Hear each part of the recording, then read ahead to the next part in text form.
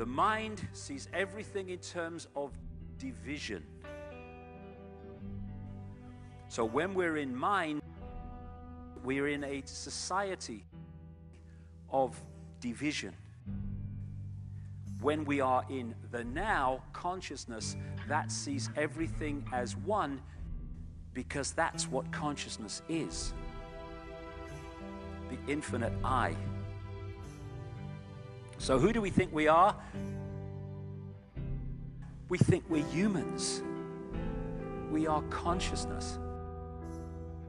And to perceive reality and live our lives from those two perspectives brings a dramatic difference in the way we see ourselves and life.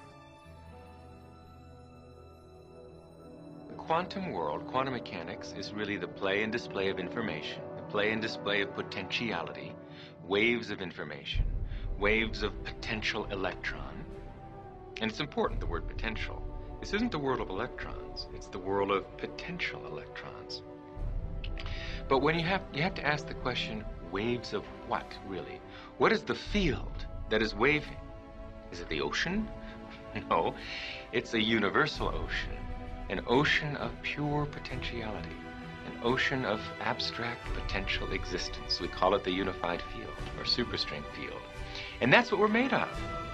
So, as you said, the tighter physics have tried to grasp onto physical reality, to understand what it's really made of. What are the core building blocks of life, at the basis of it all? Life, the universe, slips through your fingers, and you come up with something that's increasingly abstract to come to the realm of pure abstraction.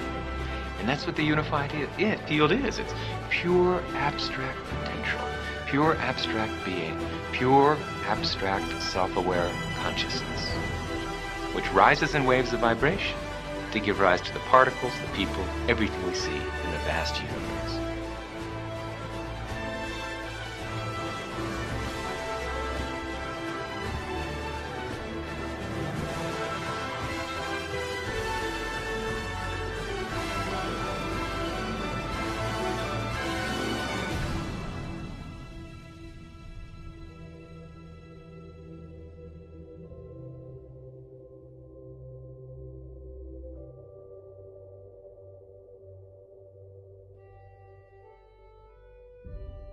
I had a conversation with my dad recently. I'm trying to heal my dad right now. I'm trying to get him to take shrooms with me. I am. You don't know my dad, but you know your dad's. Dad, would you like to go eat these fungi that grow on cow turds with me? What happens when you take them? Well, your mind completely opens up to the true nature of our existence, which is that we are not bodies, that we are pure, loving spirit created by God, that God is love, and there is nothing but love, and love, being all-encompassing, has no opposite. You are completely forgiven on all things. There's nothing you've ever done that has ever swayed God's pure and unconditional love for you. And you realize that eternity and peace and heaven is our inheritance, and all of us are going to make it there. I'm not interested. God is consciousness, and we are all God, trying to realize our full potential. And when I'm talking about love, I'm not talking about I love you, saw you down the disco, darling, not that. I'm talking about a level of love that you really have to experience, because there's no words to describe it. And when I was in that ayahuasca state, the opening line of this female voice was, the only thing you really need to know is infinite love is the only truth, everything else is illusion.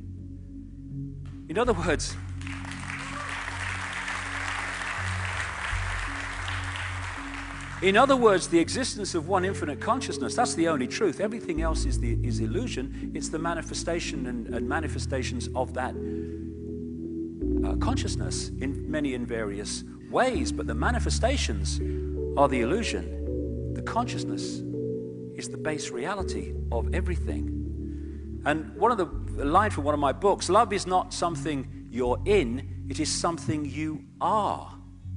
That's the difference.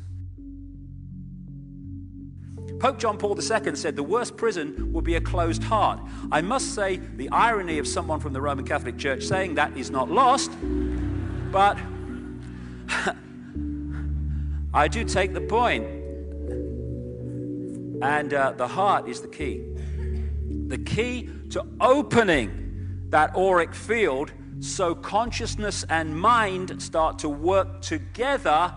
And my God, what a different world we'd live in if we went from that state that we're in now. And so what we're looking at among billions of people are people entrapped in mind. And because of the way the mind perceives reality as everything is apart and not connected, and it sees things in complexity instead of the connection of everything, we are in a situation where we are a manipulator's party trick when we're in that state.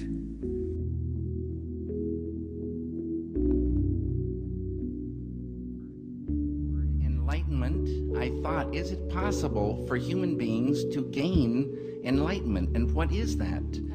And is it possible to really get happiness going from within? Because we are always looking out for happiness. And we live in a world of change. Everything is always changing. And if you see this car that you love and you want this car, it's going to make you happy, you save up, or if you have the money, you get that car. And I even know you brush your teeth looking at your car. It's so beautiful. It's so much happiness. And you drive it and keep it clean and you're going along. Then the time passes. And a year later, it's kind of dirty with some scratches and dents.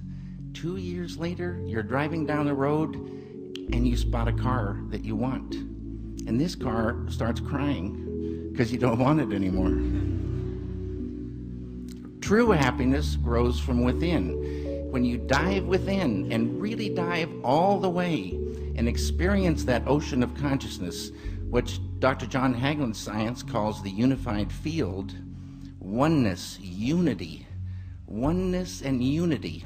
It's so beautiful. And as he says, at that fundamental level, we are all one. We're one world family. We have to view life as an opportunity. What are you doing with it? Are you afraid of it? I mean, some people live their lives, apparently, what they are doing is arranging their deathbed scene. They want it to take place in a large baronial house with clipped green lawns, acres in surround. They want the room in which they die to be filled with fine art. They want their loving heirs to be dutifully assembled while they pass out the final wisdom. And they spend their entire life creating the dramatic scenario of their passage. And of course you have to work hard because you've got to make the money to buy that house. You have to sire all these children, educate them into your values so they won't be stabbing you in the back and misbehaving in this situation. You have to create loyalty, possession, power, all of these things. And then you won't die in a ditch, unknown and abandoned, you know. But on the other hand, what was the quality of that life, you know?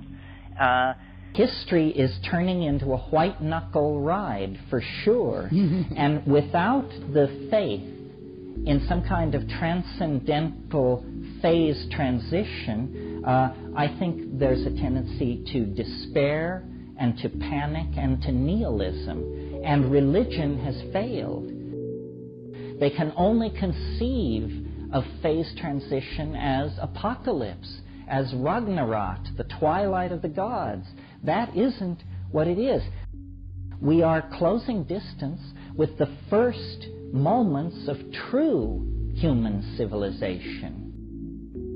You know, when people actually do treat each other with respect, when there actually is a place made for the celebration of human differences, when we actually do feel the suffering of the people around us and respond to that.